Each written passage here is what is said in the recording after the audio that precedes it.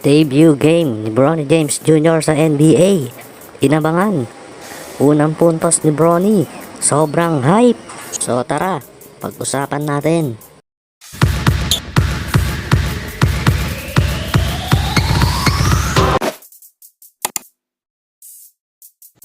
Eto na nga ang inaabangan ng ilan, ang unang laro ni Bronny at kung ano nga ba talaga ang kayang gawin nito sa NBA.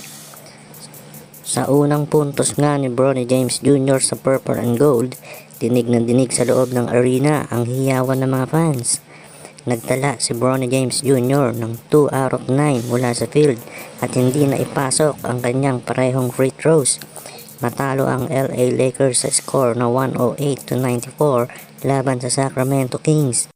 Tuwang-tuwa naman ang kanyang amang si LeBron James sa panakitang laro ni Bronny. Come on, man, that's tough. That's tough. Get loose.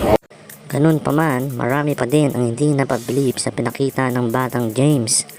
At ang iba nga ay sinasabi pa rin na nakapasok lang sa NBA dahil sa kanyang ama. Meron din namang ibang fans na sinasabi na talagang may future itong si Bronny.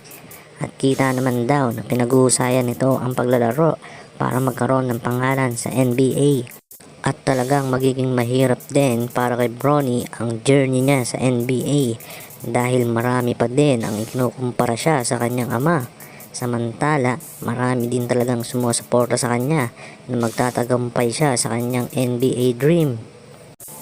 Tinapos nga ni Bronny ang laro na may 4 na puntos, 2 assist, 2 rebound at 1 steal at no turnovers sa kanyang unang laro sa NBA.